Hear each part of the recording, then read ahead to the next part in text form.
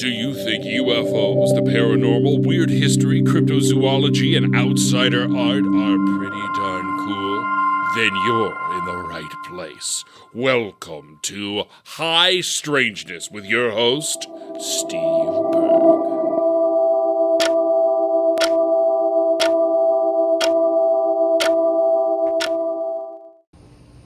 The video version. Whoa, whoa, whoa, whoa, whoa, whoa, whoa, whoa, whoa, whoa, whoa, whoa, whoa, whoa, whoa. Welcome back to another episode of High Strangeness. Guys, today I have on two very special guests. I have on Virginia and Brian Giordano. Oh my God, I'm so honored and excited. Hold on, I had their bio pulled up and now I lost it. So we're just gonna vamp for a second. Nope, here it is. Got it. I was gonna start talking about what I had for lunch because that's my my panic go-to. Okay, folks. Virginia and Brian met online at an art website in 2006. Boy, those were better times. And have been a couple since 2008. Brian is an illustrator and designer, is a multi-school dropout. Virginia received her BFA in illustration fine arts from Art Center College of Design in 2012. I mean, everything was supposed to end in 2012. Did it end in 2012? We'll discuss that later. And we're just all ghosts right now. They have both been working as artists alongside each other for the past 16 years. However, UFOLOJOY is the first time they've truly collaborated and created something together. And let me tell you, folks, we're going to talk a lot about that. It is absolute perfection. It is perfection. I was telling both of you, when we were chatting before, that there are times, rarely in life, when I would say for me, like Twin Peaks was an example, where everything about the piece of art spoke to me on such a deep level, where it's like, wow, did they create that show just for me? Or like a Brian Jonestown Massacre album. Mm-hmm. But this, and I am not just buttering biscuits here, these zines are absolutely perfect. They capture everything I love about ufology: the fun, the weird, the wacky, the hoaxes, the things that are potentially real. I just want to say, first off, y'all have great taste. Thank you. How are you both doing? That was a long introduction, but it was necessary for me. How are you guys doing? Tell me about what's going on. Like, is your day going well so far? Yeah, great. Yeah, it's going very good. Very good. Putting the last touches on the winter issue. Ooh. And, yeah. Well, y'all were nice enough to share a little digital preview of the winter issue. And folks, it is absolutely gorgeous. It is a banger. You are going to be very excited to get it. So you guys I know you lived in Los Angeles, California for a while. Mm-hmm. Is that where did you meet in LA? Well, he was in Florida at the time, and then he moved out to LA. And so we lived in Pasadena up until 2017. Yeah, 2017. Right? And then we moved out here. My dad's been out here in Henderson, Nevada for long time. So yeah, we've just been making Nevada home. Mm-hmm. And we kind of just fell in love with the desert. So I love the desert. The desert is mystical. It's weird. It's so beautiful. The sunsets. Oh my goodness gracious. It feels like it's another planet. It doesn't feel, it's not very earthly. Yeah. The sunsets alone. And mind blowing. And I mean, goodness gracious, you lived in Pasadena. Talk about occult headquarters of the 20th century. Yeah. We lived about 5 minutes from Jack Parsons' parsonage, where the parsonage stood. So, really? Yeah. So you were in South Pasadena? Yeah, South Pass. Mm-hmm. Yeah, that is like a little haunted bungalow. What? Okay, tell me about this. Let's talk about this. They were little. We were told they were vacation homes for actors, and so it was just like a little tiny area of 5 little cottages, and we kept seeing ghost cats throughout the house. So it was a friendly haunting. Well, it was for me, it was like a mimic, because I had both of the cats. You'd gone to bed, both of the cats were sitting on the couch next to me sleeping, and I watched one of my cats literally walked by in front of me and walked towards the door and then disappear. And it was like an exact copy of like of our short-haired cat. And I was like, wait, he's laying on the couch next to me. Yeah, Are you serious? Yeah. We had a shower curtain lift up to like a crazy degree. that happened, not to be crass, that happened when I was when I was using the bathroom and I was sitting Yeah, there. you were using. I watched the shower curtain lift up and move in front of me, and I was like, I should hurry. I should hurry up. Yeah, let's cut this one short. We think we're good here. That is unsettling. Roll out of the bathroom. Yeah, we've had stuff like kind of get tossed and moved, and then the light switch would like flip in front of us. We would just watch it just go click, click. What? Yeah. Well, that's not normal as far as I'm concerned. That is strange and unusual. How like what was your? Did you guys? I mean, I know you guys are both into Forteana. Like, is that? I'm always curious because like we're all into this stuff, obviously. Mm-hmm. But when it happens to you, are you like cool? Or are you like kind of cool? Or are you like, oh my, please stop? I think back then I was still kind of deconstructing a lot of things growing up in right. A Christian realm, where that stuff is that stuff is evil, and you're taught that anything like that is of the devil and it's demons and it's scary. So for me it was a little bit scary. It wasn't as scary. But now we even have stuff happen now, and it's like, I'll see something and I'll just be like, all right, whatever, and then just go back to sleep. I think we're getting used to it. Yeah. I tend to. What about you, Virginia? First. Yeah, like especially in the Pasadena house, it was 100 years old, so there were a lot of instances that I just dismissed as being like side effects of living in an ancient structure. Right.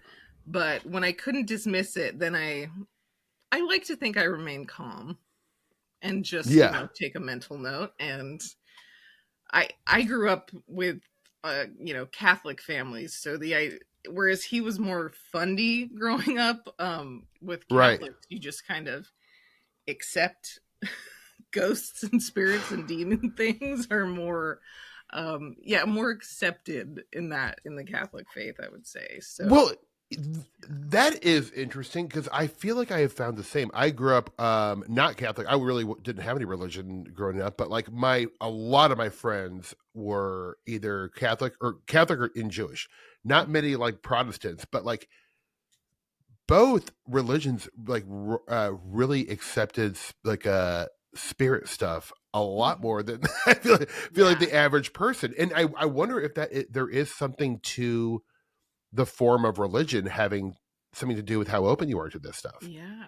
Like Brian, for you was the connotation for like paranormal stuff was evil. That's it, plain and simple. Open shut. I mean, one of the things we actually connected with when we first started talking is I had an experience where I went to bed and I had been laying there literally 2 seconds and then like something jumped on me. And like physically, like it was heavy, and I kicked it off and it immediately came back around and landed right on top of my legs again. And I kicked it off again.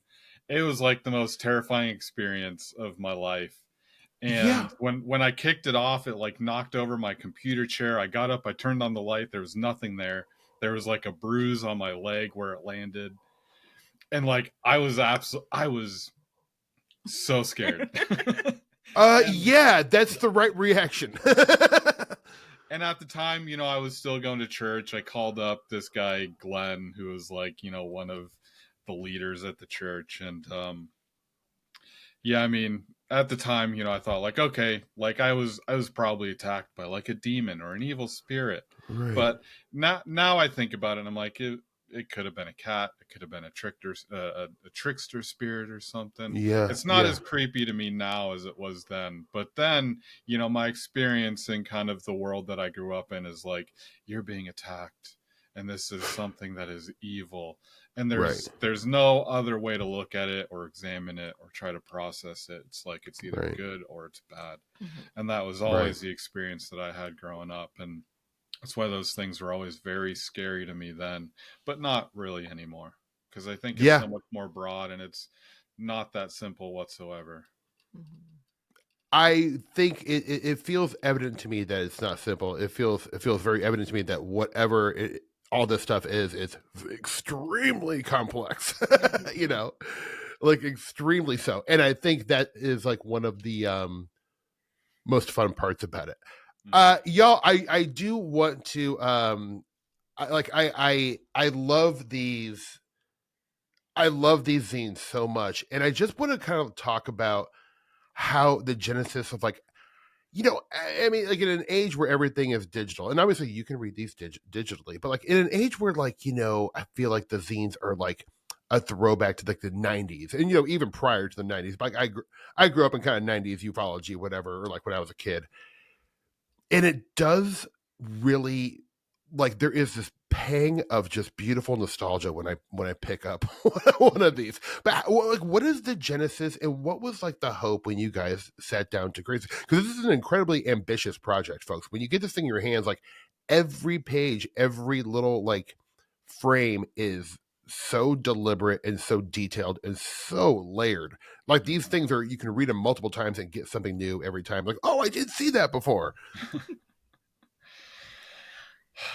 I mean, it was it's something I kind of thought about for a couple years, wanting to make a zine.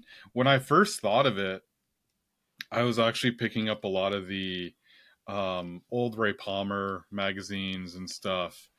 And that was kind of initially the inspiration. I was thinking that I wanted to create something like that and talk about like modern ufology and talk about like the history of ufology. And the more I thought about it, the more I was like, that's kind of been done.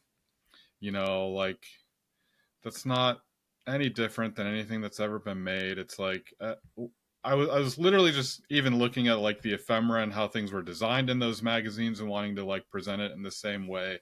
So, you know, I kind of put it off for a long time, and I just kept getting all these like synchronicities about like the importance of like coming back to this magazine and creating this magazine and why it was needed. And, you know, at the time it was something I just intended on doing alone, but I just sat down with Virginia, and the more I talked about it with her, and, you know, the more we discussed, and her just having a lot of ideas, I realized like, this is something we need to be doing together. Beautiful. And we started just pulling from just all the things that inspired us as, you know, kids, the magazines we read, whether it was like Highlights magazines or the Disney Adventure magazines, comics. We both love comics so much. It was another thing that we just connected earlier on when we first started talking, was just talking about Marvel comics and X-Men and stuff like that. And you go to a lot of social media sites and visit the ufology realms there, and they're not always the nicest. And no. Yeah. And that's no offense to them. You know, there's nice people there, but there's a lot of people that are not nice. And and I just wanted to create something that was just like a safe space for everybody within that community. And we kind of just wanted to explore it in a way that was just fun and joyful and different than what I've seen anyone else do it. Well, let me tell you, you nailed that. You knocked it out of the park. Goal achieved. You can retire now. Here's your golden watch. But that is how I feel about this too. It's like, you know, it's like just the perfect recipe of like a third nostalgia, a third of current like ephemera, and then just like y'all's totally unique spin on this stuff and point of view and take. And I can see what you guys love about Fortean topics. Like there's a series, like a kind of an ongoing tale. Hold on, I don't want to get the name wrong. I'm going to, it's The Many Adventures of Charles Fort. And this is like a ongoing I mean, it is, I'm not going to spoil the contents of what it is, but like, it is so unbelievable. Like this could be an animated series that, like I would tune into. In fact, if you're auditioning for the voice of Charles Fort, I'd like to send my tape in. No, but I mean, like, it's there's just like it's so clever. It's so wonderfully clever. And you know what? I want to tell you. You know, I was thinking about this actually when I was playing tennis this morning, and I feel like, you know, I mean, for me, like modern ufology in like, let's say the last 10, 15 years is really boring. It's all like, you know, in terms of the mainstream, it's all very governmental. The films that are coming out about UFOs, I'm not super excited about. The ephemera, like you said, it just isn't sexy to me. And I wonder if like, because UFO art in general, like in the mainstream, is so poor right now, maybe that's why the subject is so boring. Like I do feel that art influences high strangeness, and I think it's kind of like, I don't know if like really like, does high strangeness inspire art, or does art inspire high strangeness, or is it both? I kind of think it's both. What do you guys think about that? I mean, both. Yeah, art is magic. Magic is art. It's kind of, and then you go from there. Yeah, absolutely. Yeah. Well, that's exactly right, because and that's why I, you know, when I read this, I feel like, wow, like this is so fun. I love it.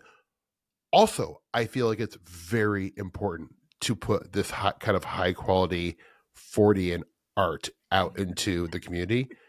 And I know for people who, if you know, probably a lot of my listeners have this, and they're like nodding their heads saying, yes, I agree. But if you haven't, this is like essential stuff to have. I think it like will make you feel so happy. But also, I want to say the research is absolutely top fucking notch. Well, talk to me a little bit. So there's kind of like an ongoing series where in issue 1, they do this really like almost academic deep dive into Orkney Island and kind of the fairy faith and a lot of the magical practices that influence this area. And then in the second issue, or is that the third issue? Is Doppelganger the new one? Doppelganger's the new one, yeah. The fall issue. Yeah, oops, sorry. Yeah. Yes. Oh, so the people, okay. And then the Doppelganger one, which I didn't know about the Abraham Lincoln story. But tell me about how you guys come up with the research projects that kind of go within each episode. I'm sorry, issue. Yeah, I mean, I'm like one of those like bookmark hoarders. So I have just 10,000 bookmarks about weird little topics that I love to, you know, deep dive and research when I'm supposed to be doing something else. And Orkney, that charm in particular, I heard about like probably 10 years ago now. I heard someone put that charm to music, and so they sang it with the original accents and inflections, and it was just so gorgeous. And so that has been stuck in my head forever, and so I had to research it, and I had to find the meaning behind the words, and you know, that just went to a huge deep dive. And I was lucky enough that they had some recent findings from a conference in 2021 about you know, the meaning of the Wallawa, which is this entity that in the poem that was likened to Satan, but could potentially be something different. And I mean, Orkney in general is just a wealth of folklore and magic, and you've got the Norse and the Scottish, and it's just like, by the time I was done researching that article, I had, you know, 10 different articles, including a werewolf that showed up, and like, just, it's amazing. Yeah, it was just, I mean, it's all there. It's all right there. You just got to find it. Right. Like I knew, like, you know, that Orkney had like a, you know, strong fairy, you know, fae kind of history and situation going. However, I didn't know about nearly any of the stuff, like the Voltec, or is it Volvec? Oh, the vulva, The Volt, yeah, yeah. the Norse shaman women, yeah. Yeah, who Odin would sometimes like get counsel from. I mean, I didn't know Odin got counsel from anyone. But it is fantastic. Like I learned so much. It was like you condensed like an academic research paper into something that would fit into a zine with like really cool pictures and really cool art. I mean, it's just the like condensing is the hard part. Yeah, in the most recent issue, you know, it was 3 pages, then it turned into 4, and now it's 5, and so that's actually part of the reason we'll be changing format in the new year, is because we kind of felt like with the seasonal layout, we felt like we kind of had to limit articles and comics where we didn't really want to limit them. So right now, next year we're looking at biannual release with a thicker magazine, and we kind that's gonna work. Yeah, we just want to put a lot more into it. It's just been so fun, and we want to have a little more time and kind of perfect the Scholastic Book Fair experience that we're going for. Right. So that's our aim for the new year. But yeah, very hard to live. Right. So when you guys are finding that topic to deep dive research, like for an issue, is that something you kind of both like just go back and forth on ideas and both of you go research? Or like, I mean, because it's really mostly just you two working on this thing. And so that's when you see these things, you're like, that is a lot of work. That's a lot of art. It's a lot of writing. Like, you know, it seems overwhelming to me that both of you can actually pull this off and pull it up to such a high level. But like, how do you like kind of deliberate like jobs on this thing? Like, Brian, are you doing the art while Virginia's doing the research, or is it kind of a little both? Yeah, it's a mix of both. We sit down when we're ready to start. Usually we sit down as soon as like the previous issue is like sent to the printers. We take like a week off, and then we sit down. Yeah. And I have like a Google Docs file with everything outlined, and then we go, okay, here's 28 pages for the fall issue. What are we gonna do? And then and even that is almost like magic in itself, because we'll sit down and we'll have no idea what we're going to do, and then 30 minutes later we somehow have the entire thing outlined, and we're like, holy shit, how did we come up with that? And it just kind of, you know, it's that big magic where it kind of just comes to us and makes itself known. And then we start to outline actual, you know, individual, whether it's a fake ad or it's an activity or it's the comics and then the article. And then, you know, we both we both do the artwork for like the activities and stuff. I've been doing the comics and a lot of the ads. And then Virginia has been doing a lot of the articles, but she's got kind of her research with the articles. I've got my research with the comics. And once we have a general idea of what we want to do, that's when we both just kind of go to work and then intervene, you know, at times, you know, work like in tandem. Yeah. Oh, that is so beautiful. God, I wish I had like a little bit of like talent at all, because I mean, it's amazing you guys can both like I'm so jealous. Like I wish I could do things that are cool, but I can't. But that's okay. Like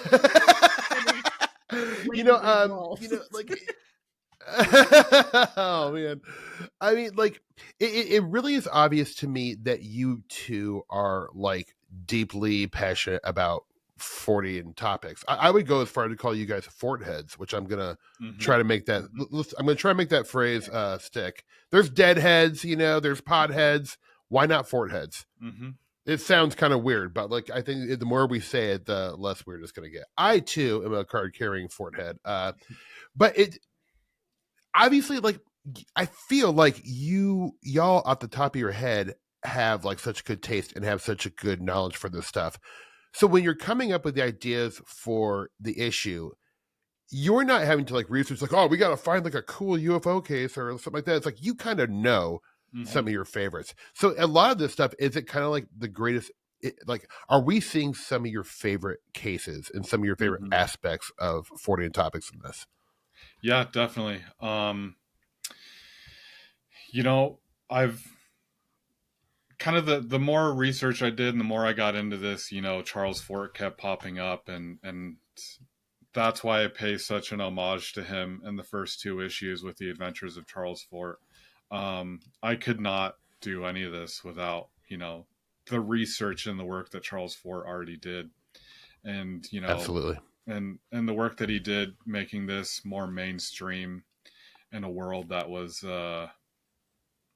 you know, you were crazy if you were into this stuff in the 1800s and early 1900s. So yeah, you know, it took a lot for him to do that. And yeah, a lot of this is just pulling from things that I love. One of my favorite high strangeness cases is the Injured Cold Mothman case. Especially the first interaction with Injured Cold. Once he gets back in his UFO and leaves Woodrow Derenberger there on the road. I don't know how much I believe after that as far as like the Injured Cold stuff, but I just love that first interaction with them. And so far, I think every issue in some way has referenced like Injured Cold and Woodrow Derenberger in some way. So there's a lot of stuff like that where I'll have, you know, kind of little teasers and have stuff like that. And then yeah, a lot of it's just pulling just my favorite cases and being inspired by that. Yeah. Well, Injured Cold is so fascinating because he's now become almost like a UFO character archetype, where like I feel like he's like nice, smiley, but also deeply unsettling, and like wearing a suit, like doesn't seem like he looks kind of Earth-like, but not really. You know, like I mean, like it's funny, like you don't hear Inner Cold being thought of as a Man in Black too much, but like he kind of has all the hallmarks of a Man in Black. Yeah, totally. In a way, except for the Cadillac, I guess.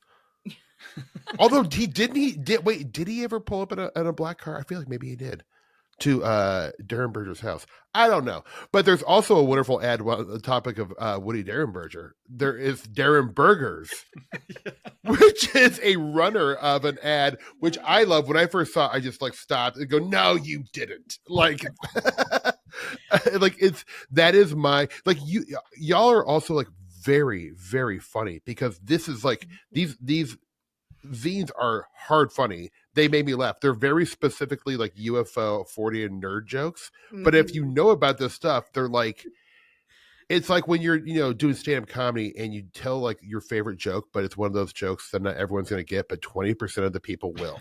But those 20% of those people are really going to fucking appreciate that joke. And I feel like that's what you guys have. It's layered throughout, like all over the place. Yeah, we love a good pun. Yeah, and well, the whole thing is so playful too, and like kind of like how you said up top. It's like UFOs should be fun, period. Like, you know, like I mean, like, and then you can take it as far as you want, as deep as you want. But if you're not having fun with the stuff, if you don't like love the UFO, and I'm not saying the actual ship, I'm saying UFO is like a concept. If you don't love the UFO, then get out of Dodge. Yeah. Like this is not for you. Yeah. We try to honor the trickster, I guess you say. You know, it's just, if there's no laughter, if there's no joy right there on the tin, what is the point? And agreed. Especially in these times, you know, you have to be, I think, especially in these spaces, you have to be a little diligent about what you permit to enter your sphere. And God, yes. I think joy and humor and that openness can combat a lot of scary things. And so I don't like to downplay the importance of humor and laughter and joy in these, for sure. Yeah. Yeah. I mean, it's all very intentional, I can tell. And it's also very appreciated because while I like to read serious academic or like, a valet book, which is very serious, I love those books, but I also like Keel books, which are like Keel celebrates the goofiness. I think that's one of the appeals for Keel, where it's like, look, he's going to talk about like, yeah, this is insane. Tin cans came off like a rocket ship UFO, and within it, you can feel the humor without him making jokes or laughing at the witnesses or laughing at any kind of trauma. Yeah. Objectively, if you zoom out on what these encounters represent, I'm sorry, they're pretty funny. It's true. It's totally true. I did, I'm not trying to make comparisons because I feel like this is such a wholly unique thing, but I remember years ago I picked up this great graphic novel called The 20th Century 8-Ball by Daniel Klaus.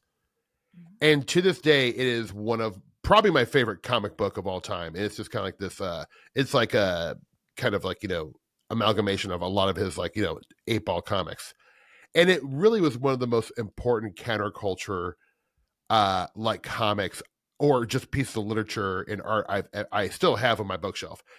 And I feel like this is the same way. It's like it's like a Fortean version where it's like because you're dealing with like the counterculture within Fortean topics. Because this is not like, it's not like you're doing like a lot of like mainstream stuff. I think there's things that anyone would recognize, but like this is like really like heady stuff. Like I feel like no matter how much you know about these topics, like I feel like a guy like John Tenney who knows fucking everything about these topics will read these zines and go, I didn't know that.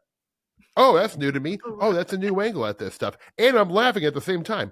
Do you know what I'm saying? Like, I feel like it's so for everyone. It's for people who are new to this stuff because one, they're going to open it up and go, I don't get that reference. They're going to look up at the references and go, oh my God, that's hilarious. Now I know about this and I'm going to look further about this. Maybe I need to read that book. That is the wonderful thing that I think art can do. And what you guys are achieving at such a high level is you're titillating all the great senses of like bringing joy, but you're also making people more curious. That has to feel good. I hope that was one of your intentions. I love that. Yeah, I love hearing that. Thank you so much. That's the point. I would love if this could be a jumping off point into deeper dives on everything in there. Yeah. Yeah. And not to mention, when I say that I feel like this was made for me, this is another piece of evidence. You have some recipes for Tapicho and a plum version, which I can't remember the name of the plum version. What was the name of the plum version? Man. So this is one of Charles Fort's, apparently, which I did not know this, and I know a decent amount about Charles Fort. Apparently, he came from a big canned fruit family, and his money, I think, his inheritance was mostly canned fruit, right? And there's a great story about canned peaches in issue 1, which I loved. Never did not know about that story. It's fantastic. But they have a recipe in there for actually Charles Ford's secret recipe that he would serve his friends at dinner parties. And I'm like, could it get any better? I'm like, I love this so much, and now I have to make it. Like, oh, please don't. Yeah, it's I have to though. I have to. I blame both of you. Yeah, it smells very bad. Yeah. We thought it would be like, like a Trader Joe's peach salsa thing, but it was not. Not remotely. No. Very, very sour. Yeah. And the smell, I couldn't get past the smell. Yeah, we were photographing it for the ad and rough. It was rough. Yeah, it was really bad. Yeah, really rough. Yeah, that I was going to say that specifically came from Jim Steinmeier's great biography about Charles Fort. Charles Fort, the man who invented the supernatural. And if you want to get to know Charles Fort better, that's the best way, is to read that book. It's an amazing book. I have not read that. You recommend that, huh? Yeah, definitely. All right. I'm on it. I'll do a book report, I promise. That is... Yeah, because these all the fort stories that are in there, I'm like, I don't know any of these, and I thought I was a total fort head. Maybe I'm not ready to be. Maybe I'm like a fort head in the making. You guys are the true fort heads. Thanks for taking me on. Yeah, Well, I wanted to. Go ahead, please. I think he talks about the cans and the labels. That story specifically is like his father owned a grocer. His family was grocers. His father dreamed of his sons being grocers, and Charles Fort's mom died when he was like super young, and his dad was incredibly abusive, verbally abusive. Charles Fort had a lot of like learning disabilities, and he wanted to grow up and be a writer. His dad hated that. And I think they found ways to kind of fuck with their dad also. So his dad would take name brand cans and peel the labels. They would print their own labels, and then he would have them put the labels on there, and they would sell it as their own canned goods in their grocery store. And Classic. And it's in one of Charles' later books that he tells this story about they were labeling canned peaches. They ran out of labels, so they just started putting it on everything, whether it was asparagus or apricots. And, he was telling his brothers, like, or he was either recounting in this book, he was saying, I'm going to put a peach label on an apricot can because, hey, isn't an apricot a peach anyway? Or isn't an asparagus a peach anyway? And I always kind of took that, and his kind of recounting that in a Fortean book is kind of like a way to even look at high strangeness encounters and things that are weird. Because so often it's labeled in so many different ways where, a Christian would say this is evil and it's demonic. And, someone who's more esoteric might say, I don't know, it's maybe a trickster spirit, or maybe it's an important encounter for me to learn something. And, I think that's kind of what he was going at, was just the labels and getting away from labeling something as a one specific thing when, people even have UFO encounters where I might look up in the sky and see an actual UFO, and you might look up in the sky and just see a bird. And to you, it's one thing. Absolutely. And to me, it's another thing. That's exactly right. Same with Bigfoot. Some people see a grizzly bear on all fours. Some people see a 9 foot tall, like alpha male Sasquatch. Like this stuff is, it is, but like, I do think that there is just something to a component from, like, I guess, how do you guys feel? Like, do you feel that we're inextricably linked with this stuff? Like it is, and I'm not trying to put words in your mouth. I'm just genuinely curious. Like, do you think there is a component of from us that needs that has to be there for this stuff to manifest? I guess is what I'm saying. If that might be a confusing way to put it. I'm not sure. Yeah, that's clear. I think for sure it's connected to us. I think maybe it still exists without us, but it's without us. It's also like, what's the point if we're not around to experience it or learn from it? It's kind of the tree that, what is the saying about the tree that gets cut down or falls down in the forest? Like if does it make a sound if no one's there to hear it? And it's, I do kind of think of it the same way. If no one's there to experience it, then, was it an experience, or was it actually there to begin with? I think without us, maybe it doesn't exist. Right.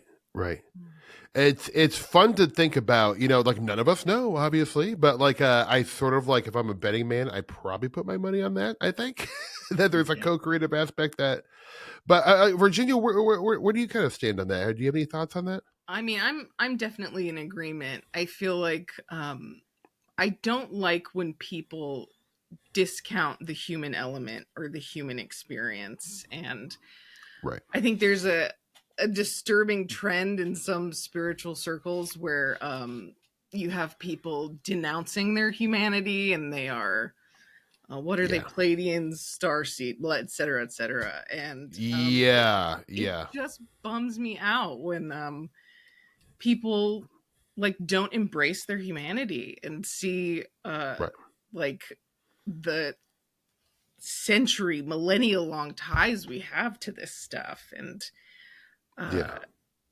so to discount it is just it's super sad to me. But it's almost like people it's almost like people who look to this stuff to find answers and to be even like rescued from like their mundane or scary lives. And it's like I don't think it's us who needs that. I think it's the phenomenon that needs that.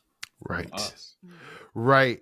I think that is, though, like, I think you nailed something. Like, I do think that is a common way people get into it. And probably to a certain degree, how I got into it as a kid, I was like, I didn't grow up with religion. And I feel like because I didn't, I was looking for something like, external that was like, bigger than, bigger than humanity. I sort of like, now that I've reverse engineered my life and my interest in this stuff, I kind of feel like that's why I got so into it. But like you said, at a certain point when you're into this stuff for a long time, I think you kind of realize like, we ain't getting any answers. The government's not going to tell us what UFOs mean or represent. And once you're okay with that and embracing the mystery and the love of the mystery and the mind adventure you can have, it's even better. It's like, if this stuff got solved, like, what would we do then? I'd have to end my podcast. Exactly. I just finished Joshua Cutchin's Trojan Feast, and toward the end of the book, he says, remember, there are no conclusions, only connections. And that's kind of just like in one sentence, like, jackpot, there it is. And that's the part. Like, making those connections, seeing where they spider web out to, and just how big this thing is and all of the overlapping. And and I think you also get a lot of people who will not, who are like really great at compartmentalizing, and like UFOs are one thing, cryptids are another, fairies have nothing to do with anything, et cetera, et cetera. And that also bums me out, because it's like, man, that's half the fun. It's making those connections and the similarities. And absolutely.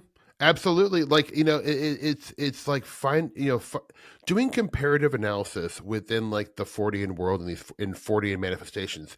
I think it's first off, extremely fun. It's very entertaining. I will always do it because I love it. But it is interesting to see how I do still think we're in the minority of people who enjoy making connections between these manifestations. Because like, I do talk to a lot of people who are like, yeah, that doesn't really work for me. I don't think talking about UFOs has anything to do with like Bigfoot. Even though if you look at Stan Gordon's research, I feel like there's a very big reason to talk about UFOs and Bigfoot. But like that, ghosts and UFOs. I mean, a lot of this stuff, feels so similar to me. There's just these slight variances, or it's the stories we're putting upon whatever is happening. Like, I one question I want to ask, because you guys are two fantastically talented artists, and I want to ask like your thoughts on this. Like, but like, do you think art is a key component in terms of how these manifestations like show themselves to us? I do. I mean, I think art is a key component in anything. I mean, human beings by default are artists. I wish that's something that everyone realized. But you hear in a lot of alien encounters, like aliens communicating via like imagery or like color, like transmitting colors or certain images. And I think and in a lot of occult circles, they talk about the image being like the universal language, and how that's how things are shared. And so I don't think you can separate them at all. I don't think, why would you want to? But right. yeah. Mm-hmm. Sure. Brian, what are your thoughts? I mean, I agree completely with Virginia. I don't know what I can add to that or say different, but Yeah. Well, I sometimes, like, and this is like, I have no evidence, but I do wonder, like, if the UFOs, for example, like, UFOs went through so many permutations in the 20th century. We started out in the early 20th century with flying dirigibles. And then there is, like, people say, and then there's like this dull period, not till 1947 with Kenneth Arnold. That's really not true at all. Like, there were plenty of UFO sightings mm-hmm. after the flying dirigibles, up even prior to Kenneth Arnold. Mm-hmm. But when you think about Kenneth Arnold, you think, like, he saw 7 delta-shaped crafts, and then the reporter, the journalist, takes his description of them skipping across water like a flying saucer, puts that in the newspaper. And if you think of writing as art, which I do, he wrote that it was a flying saucer, and lo and behold, the next week, flying saucer mania starts. Mm-hmm. Not delta-shaped craft mania. Yeah. But flying saucer mania. So I guess what and look, I'm not trying to force, people to believe this. I don't necessarily believe this. I'm just saying it's a fun thought experiment. But I do wonder if the art that we put out there is important to, like, there was, like, I remember when there's a couple cases where the show Outer Limits, right? There was, like, I didn't watch much Outer Limits. It's not as accessible as Twilight Zone, but it was kind of a contemporary of Twilight Zone, and I think it was maybe a little more science fiction bent. But they were doing UFO stuff, and a lot of the UFO cases kind of became similar to this one episode of Outer Limits, where a guy was in a suit. He had, like, then, and I'm not saying, like, obviously people could have watched that and made up their story that way. But I do wonder what, like, the art and the zeitgeist of UFOs has something to do with how they're going to show themselves.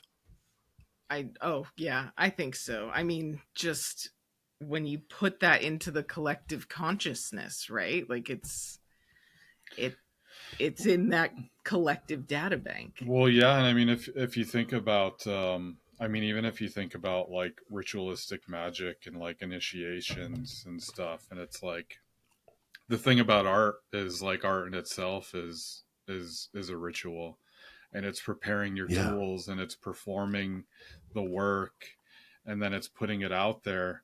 And whether it's a painting, a comic, a novel, an article, or even if you're baking a dish, but especially in that case where it's like this TV show, you've got the ritual of writing the work and then creating the work, and then the initiation of everybody viewing it and then putting it into their minds, and then this phenomena is feeding off of that, and then collecting that information, and then it's relaying that information back to them. Oh, wonderfully said. That was yeah. Well, it's funny because I think, like, people who maybe are new into UFOs stuff, they're like, what the hell are these people talking about? But, like, I do think when you, like, but, like, I'm not joking. Like, I think it has something to do with it. And when I was saying kind of up top, it's like, I think we need better UFO art, because UFOs are so boring, and maybe it's like, oh, it's boring because we've made them boring. Yeah. And I feel like, one, you guys are putting very wonderful UFO art and UFO ephemera into the world. So if UFOs start to get cool again, I'm blaming you guys. Thank you. Yeah, I mean, and because this is how I want UFOs to be. I mean, honestly, that was part of the reason why also I just wanted to have fun with this and create this magazine, because it's like, you got the Steve Greers and the Lou Elizondo guys, and yeah, they're in front of Congress every year, and they've got new evidence, but they can never show you the evidence. And it's like, stick around and support us and buy our books and watch our documentaries on Netflix and support us monetarily wise, and eventually we'll maybe feed you little snippets of information. But that's boring, and I don't care what the government has to say about it. I don't think the government really cares about what it is. Nope. So, for us, it's just about having fun and presenting it in just a way that's really cool and not boring. And it's like,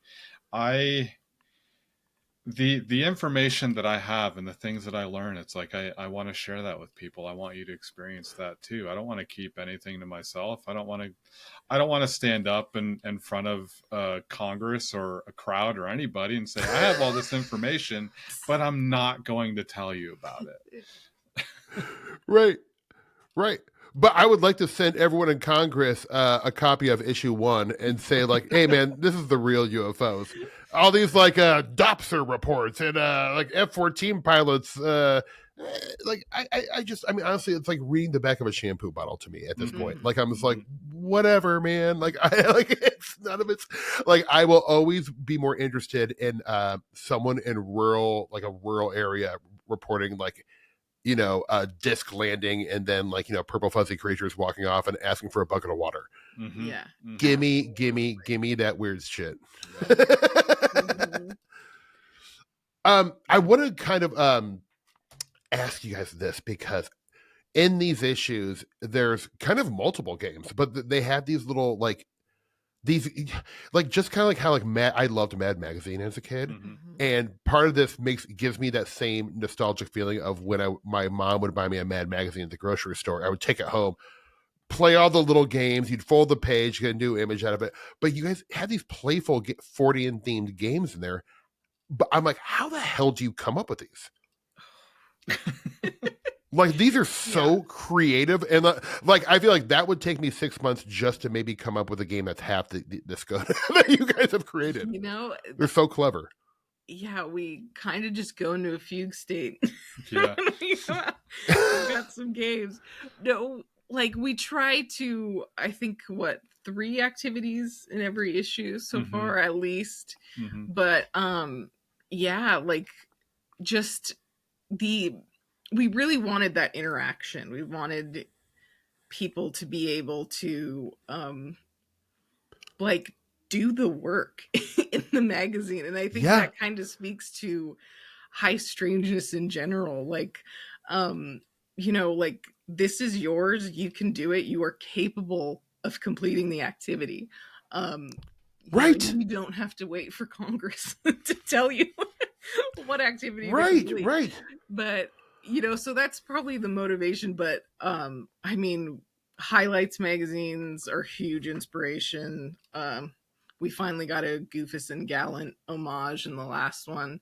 But also teen magazines. Like, I have very vivid memories of doing the quizzes and in certain magazines. And yeah, I think just that Scholastic Book Fair energy is what we call it. Oh, it really has that, though. It's like a Thursday or something like that. In the last hour, you get to, like, look at your Scholastic News magazine in grade school. It does feel like that to me. Like, there is a wonderful, like, childlike quality about this zine that makes me feel very good. Like, and the games are. I also just want to let you know on the quiz, kind of like the bubble quiz where you follow the arrows, what kind of UFO you are. I ended up being a saucer, and I swear I didn't skew my answers to get the saucer, but, like, I was so happy. I, like, did a fist pump and I'm like, yes, saucer.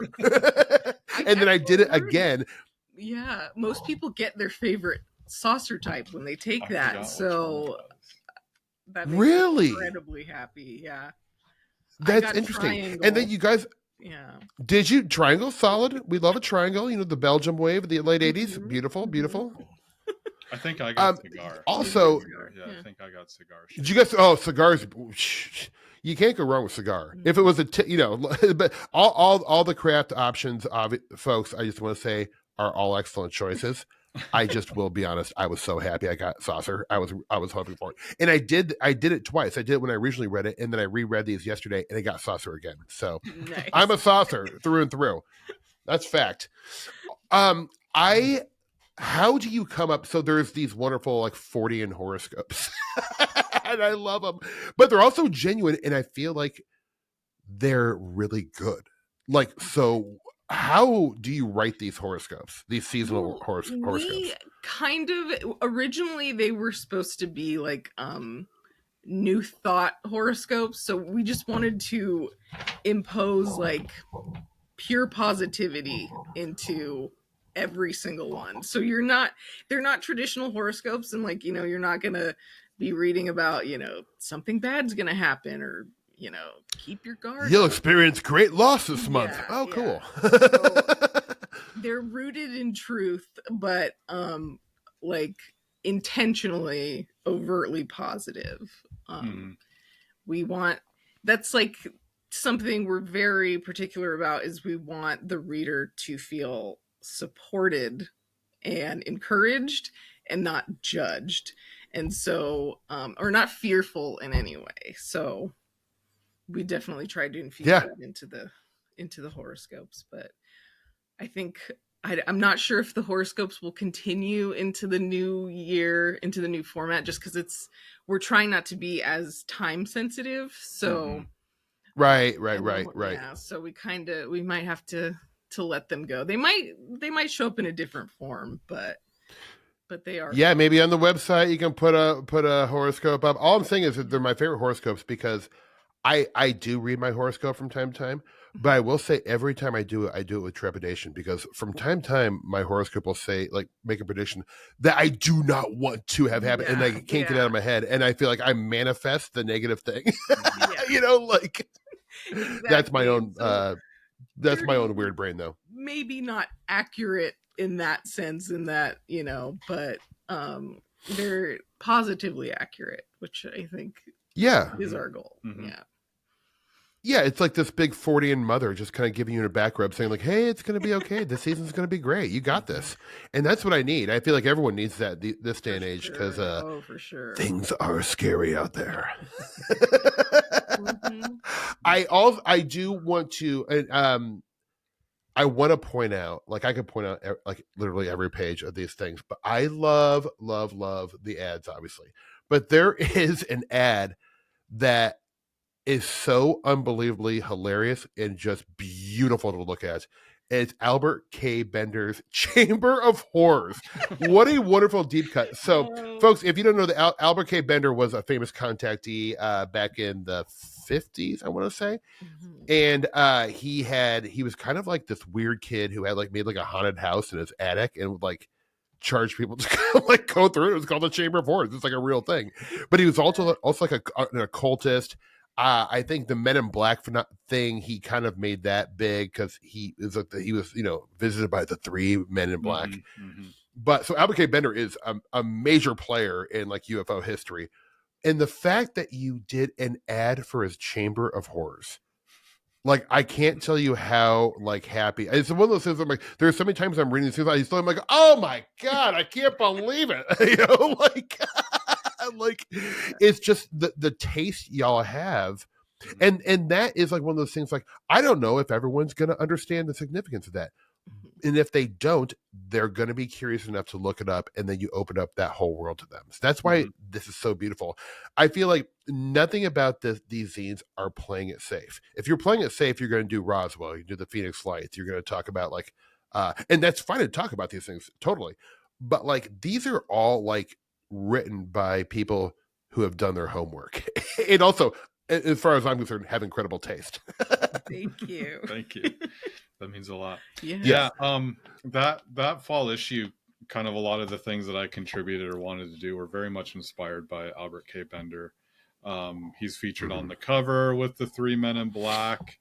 The comic that I drew in there called Contact Day is about one of his experiences with the Men in Black, and when he was working with his UFO organization, and all at the same time they were doing this meditation and trying to contact aliens and ask them like, hey, come to planet Earth, we need you, be nice to us, we'll be nice to you. And then obviously he had his Chamber of Horrors, which you hear a lot about, and that was also inspired in the I Spy inspired spread in that issue, where we built this entire miniature inspired by his attic and the Chamber of Horrors. And then the ad just kind of came naturally from that, where I was like, what if we did an ad for his Chamber of Horrors of this as if it was like something you could visit, or if it was like this kind of spirit Halloween like warehouse where you can come buy these decorations and things. So it just kind of naturally progressed to that. Yeah, I remember it's so. We were listening to Sorry, go ahead. I'm sorry. the Bigfoot Collectors Club episode on Albert K. Bender. I think that really influenced. They were very like, celebratory of just his weirdo energy and like, so I think we carried that over into the issue. Yeah. He is one of those amazing figures that like it's almost too bad. I know he like abruptly kind of left like a lot, and this is actually like a sub interest of mine within the UFO world are people who come into UFO world, make a huge splash, and then leave, exit, and you never hear from them again. Mm-hmm. I've talked about these people ad nauseum. It's like really one of my favorite topics in UFOs, to be honest. And Albert K. Bender is one of the great all-stars. Like in terms of the 50s, I mean, there's like Adamski, George Van Tassel, and I would put Albert K. Bender in there. Bender, for my money, is the most interesting. But he made this, like, do you know more than, I know he left UFOs because he was kind of told to stop talking about it, right? The Three Men was like, knock it off, stop talking about it. And I know Gray Barker wrote the book, but after that book came out, that was kind of it for Bender, right? Yeah, as far as I know, I think that was it. I think he kind of just disappeared and lived like a normal life. Even now, it's like when you look him up, I find more stuff about his veteran status. Like I find more pictures of him in like his like army uniforms and like on veteran websites more than I do like actual like ufology websites. Right. Yeah, and it's kind of a shame. He's sort of a forgotten figure, I think, unless you're like an older than us, like, but like he's such an important figure because a lot of the narratives and UFO tropes come from Bender, especially the more esoteric, because like his stuff wasn't so much Space Brother, a Space Brother experience. It was more kind of scary, like disturbing, more occulty, because there's like a sense of magic and ritual that he like called upon these beings, like you would call upon an angel or a demon in magic. And so to me, it's like, I don't read it as like sinister, but I read it as a little more interesting than your kind of what was happening in the 1950s. Yeah, his encounters were definitely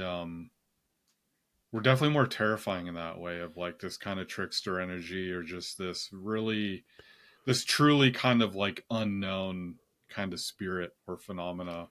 Especially with the Men in Black. And it's like one of the first times they started to appear to him was again when he was like in deep meditation, and he's like has this out of body experience, and he has all this mist and stuff form around him, and then suddenly he's back in his body and he sits up from his bed and there's like a shadow figure standing there watching over him, and then it disappears. And a lot of the Men in Black encounters are kind of just more of these shadow figures and like actual like government agents or whatever, or, the kind of thing that they've turned into now. But his stuff I think was definitely way more esoteric and high strangeness than it was like a nuts and bolts experience. Yes. You brought up Mist, which I have to mention because I love Mist. Mist is one of those things where it's like I love like the patterns you find in high strangeness, where like why did these UFOs, cryptids, apparitions appear by roads, and Mist is another one of those. There I have not read the book yet, but I think something Watson is his last name, but he wrote a book about high strangeness and Mist, the connections between that, and how it's like a precursor for UFO sightings, for cryptid sightings, for ghost stuff. Mist is a player. It's one of those details and patterns that is super interesting to me. And until you said that, I had forgot that Mist was involved in Albert K. Bender. Very interesting to me. Oh, wow. Do you guys know who Greg Bishop is? Yes. Yeah. Greg Bishop is a good buddy of mine and almost like a UFO mentor to me in a way. But he, where he lives in West Hollywood, like he lived like 2 blocks away from Albert K. Bender. And he kind of knew where he lived, and he was like, I wanted to go knock on the door, and say, what's up? What have you been up to? Like, let's talk. But he ended up passing away, I think, right before COVID, like not that long ago, really, like 6-7 years ago. And Greg was like, damn it, I should have done it, But it would have been so interesting. I always do feel like it is like, without being annoying or bothersome, like a lot of these, folks, especially who are around in the 50s, 60s, they're passing away. We're losing them at a rapid pace. Yeah. And I don't think it's the worst thing in the world to, like, in a friendly way. And if they don't want to talk, leave them alone. But to reach out to some of these people to get a follow-up. I think follow-ups are so important, like that's one of the reasons I love Valet is because when Valet is researching like a case deeply, something that he thinks has a lot of merit to it, he checks in like once a year with these people, these witnesses, still to this day. And I think that is so important because we really can gather a lot of information because sometimes, years after this happened, they're like, well, maybe I was misinterpreting this and this happened later, like I think we kind of a lot of times just hear the main event story and they go, all right, well that happened, moving on, but I think following up with a lot of these witnesses and a lot of these cold cases is stuff we can do because it's very, very hard for us to like go out to the desert and wait for a UFO to come and try to study it. Like, you're gonna be waiting for a second. but one of the results, like I really hope that happens with these zines is that people start hearing about these old cases and say like, well, maybe I'll look into this, like what happened after these events. And I do think when people are reintroduced or they learn about these old cases for the first time, some of these people will get really curious and some of these people will happen to be very good researchers and some of these people will find new details. And even the smallest details about these cases that we can find out years later are huge, huge, absolutely wonderful. So I think that's going to be a really wonderful symptom of reading these wonderful zines. And I say symptom in a lovely way, not the, sniffly nose, sore throat thing. Like, what do you guys have any kind of hopes for Fortean art going forward? And or is there any kind of Fortean art that has inspired you or is inspiring you right now? Like, is there anything like you're into right now, or like what are your hopes for Fortean art going forward? Yeah, I mean, I just want people to embrace it and have fun. There have definitely been times where even creating this stuff, I've been like a little apprehensive and just think like, I hope people don't think I'm weird or crazy or, but maybe I want them to think that. But I think look, I'll tell you right now, y'all are weird. So am I. Okay, we're very into Forteana. That makes us weird to most people. But there's bad weird, there's just weird, and then there's awesome weird, and you guys are awesome weird. So thank you. Yeah, I mean, there are so many awesome artists working in this field right now. And I mean, I would just love to see everyone acknowledge that they're an artist and maybe honor that aspect in all aspects of Forteana. But I mean, I wish people would just realize that this is their birthright. Like, birds fly, fish swim, humans make art. And to allow yourself artistic intention in the mundane aspects of your life. I'm going off on a tangent here, but no, this is great. I mean, that's where the magic happens. And it's anything. It's planning your D&D campaign, it's singing in the shower, it's cooking your dinner, it's planning your outfit for the day. Like, all of those are opportunities for artistic intent and opening yourself up to, I think, the phenomenon. That's when, the ritual of art and nothing allows you to stay in the moment like art making and being intentional about your art making. And so I think just allowing yourself to call yourself an artist, to be an artist, and just see where that takes you. And the fact that we're all talking about these people by name who've had these experiences, and they're not any more special than you, and you can initiate those things. And if you don't know where to start, try art. Like, try it, go I from there. love this. Yeah. Oh, Virginia, that was so beautifully said. Oh, thank I you. love that. And I could not agree with you more. I do feel, not always, right? But I do feel sometimes where I'm just like, writing a bit for stand up or like writing, something to pitch. Like there are certain moments where you do feel like you're communing with something else and that Mhm. your expressions are not just your expressions, but you're expressing stuff from your ancestry or the collective unconscious. It's like I guess that would be so good, and this is going to sound weird, but like when you guys are doing art, whether it's writing, drawing, even art for work, do you ever kind of feel unconscious and you're like, whoa, where's this coming from? Like, Oh yeah. Mm-hmm. When I keep having this weird thing happen, even when I do the comics and these issues. When the very first comic I did was in issue 1, and it was the first encounter of Mothman comic, and I had deja vu 6 times while I worked on that comic over like a 2-day period. And then the day the issue came out, like that, we released it physically for people to buy. I was driving home from work. This is during rush hour. I was at an intersection. I was the only car on my side. There was a single car on the other side. And I kid you not, the car was the car that they drove in that encounter. And I was like, what? this is fucking crazy that is the same exact car that was chased down by Mothman however many years ago. And I literally just made a comic about this. Like, that's just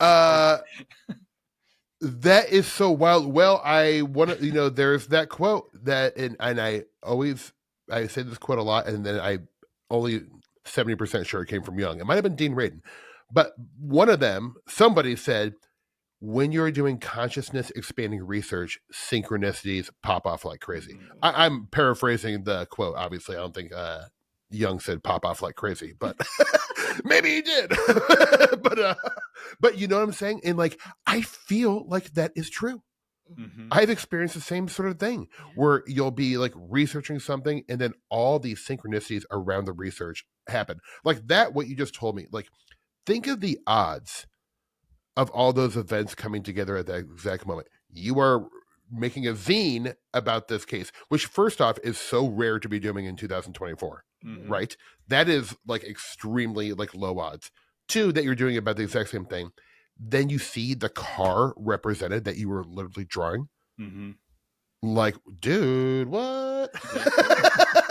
Even talking to you, I think, is a big synchronicity for him. I don't know if he's told you this, but he was working on an art project. This was like 12 years ago. I was when I was in Tampa, I was in an animation this was school, longer. and I was it kind of goes back a little bit. In 2008, I was studying animation, and I was developing an animation series inspired by the time shortly after I graduated high school. I moved to downtown Kissimmee near Orlando, and the apartment I had was above a comic shop, and I basically spent all my rent money and everything just going to the comic shop every day. That's which dangerous. Which is why like 2 months later I had to move back home. Yeah, I know what you mean, man. But then when I was, studying animation, I started developing this series that I just called Comic Shop. And it was about this comic shop and kind of the interactions that I had with like the owners, the people who ran it, the people who came in there every day, because I spent every second I could in that comic shop. And then when I moved out to LA and I was less interested in animation, more interested in like film and everything, I still kind of outlined this entire series, but as like a live action series. And there's a thing that I like to do when I'm even if I'm creating a comic, I like to make a list of like the actors and people that are kind of like inspiring this character either by looks or by personality. Sure. And it's weird to say this, but I was developing this series back in like 2008 through like 2012 and thinking about it. And there's the son of the comic shop owner. And I kid you not, the person that I wrote down that inspired this guy was Steve Berg. No way, dude. Are you serious? You would pop up. That is so weird. Horrible. Yeah, you would pop up in like shows and commercials, and then it was like Dr. Horrible, where I was like, man, this guy's like fucking hilarious. Like, I love this guy. Oh, thanks, man. Oh, wow. And that's funny because like 2008 is like right when I was like really like starting to like work full time. That was like, you know, pretty early in my career. Mm-hmm. Yeah. That is, well, first off, I could not be more flattered. Second, when do we pitch this show? I need a job. Let's get out there. I'm ready. I'll do the part. Don't even have to read it. I've still got my notes somewhere. Yeah. I still have all that stuff. Oh my God. Let's hear that, folks. I think we can shoot the pilot presentation for $12,500. I'll pull in some favors, have give us, we can shoot this thing in 2 days and we'll all make our money back 10 times fold. Mm-hmm. The world needs this show. I love it. It's almost like high fidelity in a comic book shop. Yeah. Yep. Yeah, exactly. And record stores. I love I spent a lot of time at comic book shops as a kid, but I have spent even more time in record shops, and it is the same energy. Mm-hmm. You know, where you kind of like, when you're buying a comic, you kind of want to impress the older guy who works there, who's like really cool. You don't want to just bring up some kind of like, you know, lame ass like Batman issue. You want to be a little more hardcore. Like, you know, I'm into like the indie comics or something deeper, you know, like, man, that's so cool. Well, I mean, if you think about the odds of that, even like, you know, like that's just weird, right? It's life has a funny way of working like that. You know, like I got into wanting to like do like entertainment for a living because I saw Twin Peaks. I remember seeing Twin Peaks when I was really young, and I had that initiation moment where it was like, I know this world is not exactly real, but whatever it is that involves in making a world like this, I want to do that. It really wasn't like Spielberg or Saturday Night Live that got me into it. It was David Lynch. Yeah. And I got to meet David Lynch twice. And I'm just some like weird kid from like Omaha, Nebraska. Like the odds are very low, you know, but like, I was like, I'm going to meet him. And I did and I didn't like go out of my way. And like, I wasn't like a scumbag about it, but like, it just kind of fell into place, you know, like it's weird how that stuff works. And art is involved, I guess, with both of our experiences. And like, so like to say like art is magic, it's like, yeah, it is. I think literally magic, you know, it's creation. And also like when you think about art and like the you know, the zines you guys created, it will affect randomness. You know, like it affected randomness in me because when I read some of these stories, like Orkney Island, for instance, like I knew about Orkney Island and I knew it was kind of like significant in terms of like, you know, folklore, very significant in terms of folklore, but I didn't know exactly how. And that affected my previous thoughts about this location. Now I see it in a whole different way. And I'm telling you, I ordered a book about it. I'm going to deep dive stuff because I get obsessed with like these little micro topics in Forteana. Yeah. And I promise you, I'll be like, hey, can we just hop on a Zoom? I want to talk about Orkney Island a little bit more because I discovered this. And you'll be like, oh God, what did I do? I created a monster. But I do think like art affects randomness. You watch a film and sometimes it can change your whole life. Yeah. So you read a book, it can change your whole life. You see a painting, it can change your whole life. And well, art, I think sometimes with mainstream, it's like, oh, we love art. Everyone loves art. And everyone does love art, whether they know or not. But art is definitely entertainment, but it is more than entertainment to some of us, I guess. Absolutely. You know, and so I have found it so this a pattern that probably won't be surprising to anyone. But the vast majority, and I mean like 90% of the guests I've had on are artists of some kind. May not be professionally, it may not be how they make their living, but that doesn't mean you're not an artist. So yeah, exactly. I think art and creativity are hand in hand with Fortean studies. For sure. And it's so appreciated that you include that in the intro to your podcast. I remember hearing that for the first time. I was like, outsider art. It's like, it just made me so happy that art is being acknowledged in this realm, and it there's still a lot more work to do, but once people honor that part of themselves, I think the world can open up and other worlds can open up.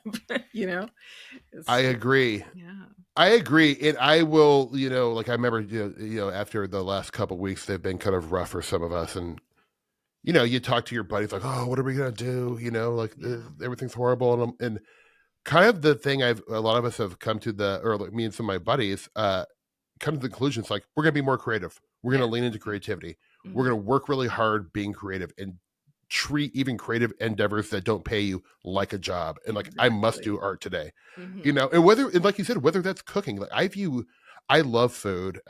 Obviously I talk about it quite a bit, but while I think it tastes delicious, I love the construction of food, like the architecture of food, the art of food. I love to read old like cookbooks from like 100 years ago. I have like a collection of my grandma's old cookbooks, like some are like German, some are like English, but like, it's interesting because food is something that brings us together a lot of time with, in the right setting. It's a great place to talk about art. It's a great place to talk about consciousness expanding topics. And when you guys put that recipe in there for Charles Fort, his like entertaining fruit salad, I swear to God, I was like, this is one of the greatest details I've ever seen.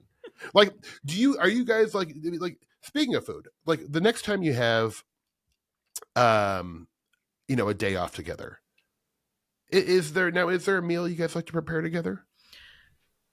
He's the cook now. Okay. So I used to not to be. When we first started dating, I would burn everything. I didn't season anything. I didn't know what salt was. Had to introduce him to salt. But then like during COVID, we started like binging a lot of shows like Master Chef and a lot of that stuff, Food Network stuff, and that's when I just kind of was like, you know what, maybe I'll take some time to learn some tricks and kind of taught myself how to cook, and somehow I've become the better cook. I'll admit Virginia, what are two dishes that you love that Brian makes?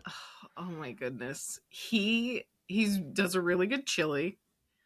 Ooh. He made an insane French onion mac and cheese a while ago. Oh, that was nuts. Get out.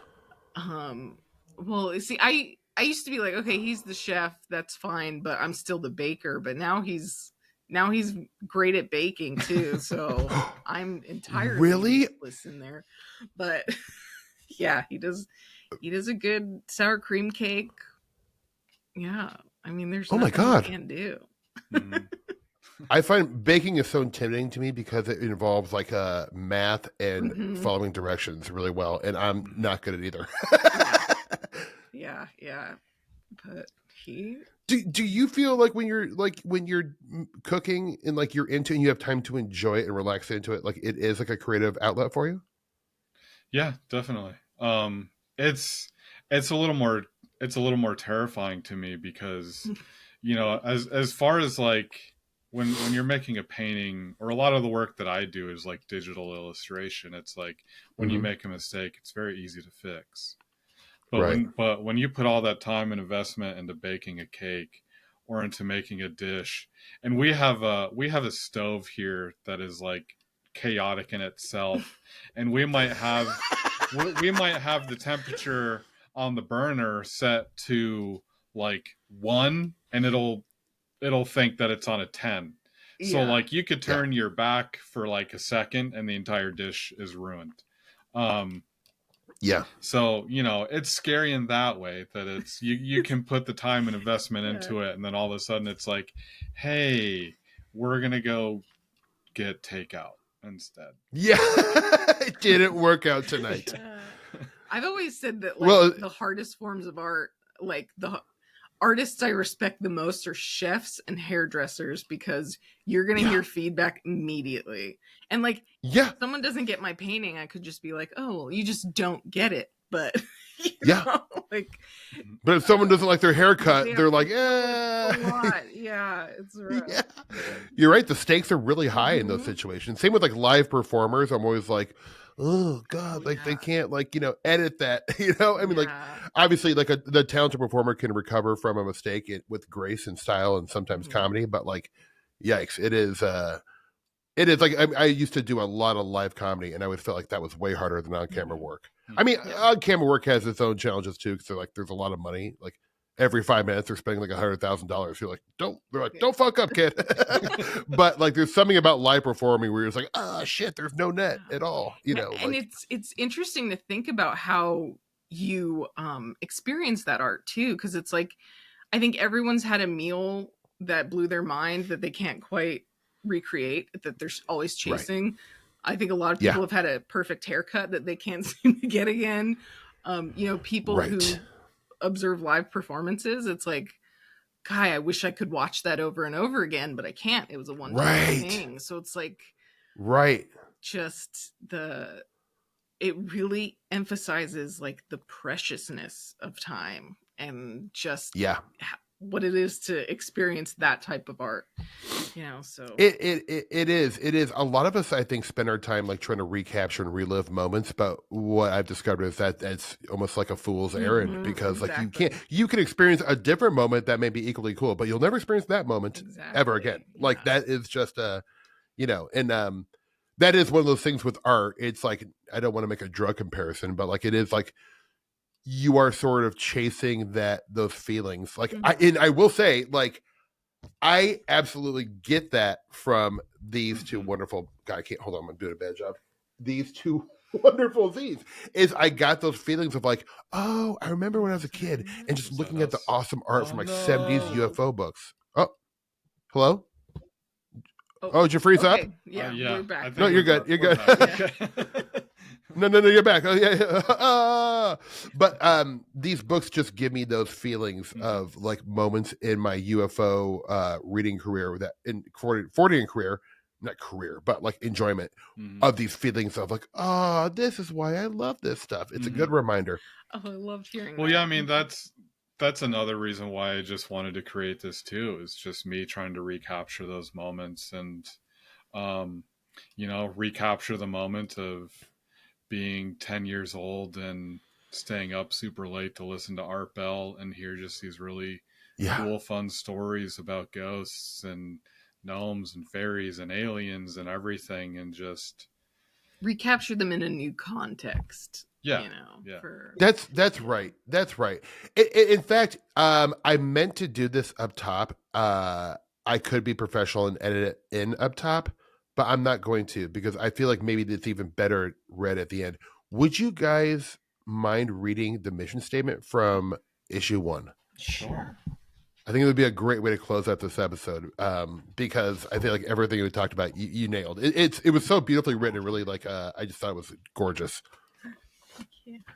This was mostly, so I kind of bullet pointed a lot of this. It was both of us. He's going to give me credit, but he's lying. And Virginia's a much better writer than I am. It's more coherent when she writes. We did it together.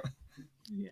It's beautiful, but it really, I felt so, I feel like, I was like right on. I feel the same way, but please go ahead. Okay. So, hi, welcome to the maiden voyage of UFOLOJOY. This is the love child of Brian and Virginia Giordano. I took her last name because it's cooler.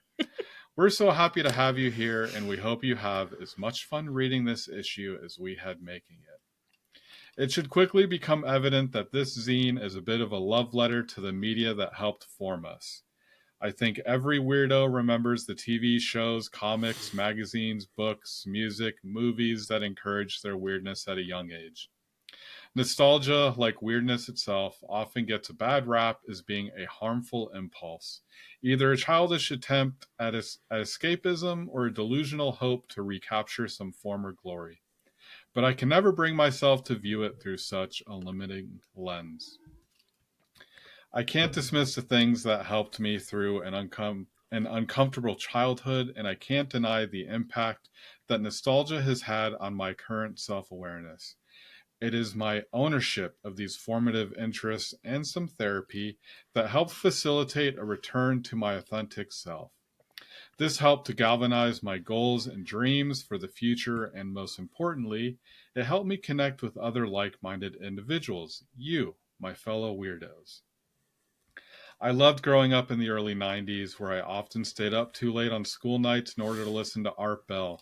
Bought and read every volume of Goosebumps as they came out, went to Christian's house to catch the newest episode of X-Files, hunted for gnomes with Mark, got traumatized by the newest episode of Sightings and talked about it with Ben the next day, who swore he had captured a gray and had it hogtied under his bed. He didn't. As middle schoolers, we prowled through deserted buildings together at Hamilton Air Force Base in Novato, California, hoping we'd cross paths with the ghost of an old dead Air Force general. These experiences are mine, but I'm willing to bet you have a similar list. We could be perfect strangers, but we could relate on that level. We could have a deep and meaningful conversation on the weird, and we could validate what that means for one another. We could visit the past together, and we could bring it back to the present, and we could build from there. We could kindle that spark of friendship and community and start a bonfire. We could start to understand one another, to feel safe, to feel a bit more visible and a bit more understood. UFOLOJOY is how I hope to add fuel to that fire. And I hope more than anything that you will feel its warmth. Thank you for your time and your support. Stay weird, stay hopeful, stay toasty. Yes, I love it so much. Oh, it makes me emotional. I love it so much. That, friends, if you could distill down what is beautiful about High Strangeness, it is what you just wrote. Everything you said there is beautiful, and we all have our own versions, but there's something about our versions that we can come together and find this wonderful, weird commonality. Oh, I wish you guys were my neighbors, because I'd invite you over tonight for spaghetti and meatballs. Garlic bread, salad, the works. Oh, a couple glasses of vino, and we could get into it. Oh, you guys got to move to Omaha. I can't tell you how fun this was for me. You guys are so wildly talented. I'm so grateful that you're out there, and I'm super happy to be buddies with you guys. Like, I just think you're both rad, and please keep on putting great art into the world, because God damn it, we need it now more than ever. I mean that. You guys have no choice. Can you please tell the listeners where they can find more of your work and where they can order issues of these zines? Because folks, you're gonna want to get these before they. I don't know how many more you have left, but I imagine there can't be too many more. Order them now. Yeah, you can get the magazine at ufolojoy.com. And there we have links to our socials. I'm Brian, I think just Brian J. Giordano. I'm vir.giordano. They stole my name. But I mean, yeah, you can just go to find we're at Instagram, we're at UFOLOJOY. So there's links there. Yeah. So yeah. Perfect. And those will all be in the show notes, of course, folks. So you'll be able to find, just click on a link and go right to the website, make that purchase, because you're going to want to. I can't tell you, if this isn't for you, I will give your money back, because it's just perfection. And if also that you have terrible taste if you don't like it. Just kidding. But really, I'm serious. No, thank you so much for your time. This is such a joy. I think the world of both of you, and I'm so happy to call you guys buddies. And folks, go check out these magazines. You're going to love it. Do yourself a favor. Get yourself a little Christmas present, holiday present, whatever you want to call it, because you deserve it. Friends, thank you so much for listening to another episode of High Strangeness. Enjoy your dinners this evening. Peace.